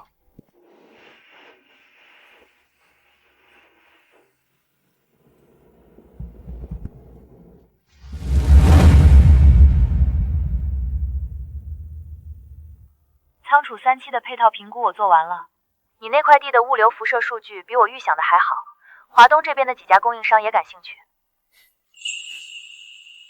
那你什么时候回来汇报？怎么，没有工作理由我就不能回来了？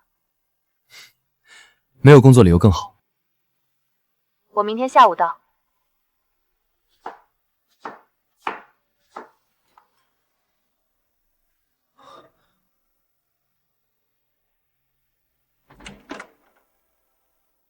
你不是说下午到？高铁晚点了，你做饭。试着做了几个菜，进来。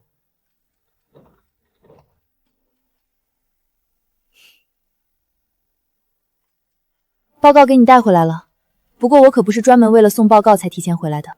我知道。沈燕，有件事我想跟你说清楚。这60天，我每天跟华东那些供应商谈合作，签完5家意向书那天，我第一反应不是高兴，是想马上打电话告诉你，我在德国8年，回国2年，从来没有这种感觉。做成一件事最想分享的人，不是同事，不是领导，是你。我也是。认证通过的发布会，我在台上看到你站在人群里，第一个念头不是项目终于过了，是你真的来了。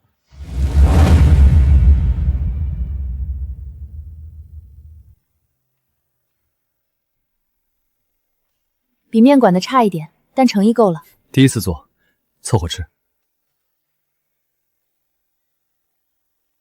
我调回来怎么跟江宇解释？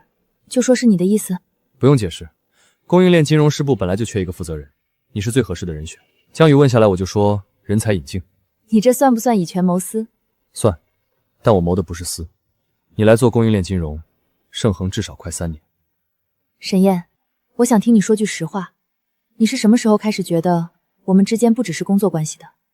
审计那3天，那3天里我发现一件事，和你在一起，我不需要想怎么证明自己，不需要想怎么防着别人，这种感觉我已经很久很久没有过了。你呢？仓库外面那天晚上，你一个人走进那扇铁门的时候，我想的是你，不是沈总，是你。我前半辈子最幸运的事儿是离开了顾家，后半辈子最幸运的事儿是你来审计我这个烂摊子。审计结果呢？合格，一辈子合格。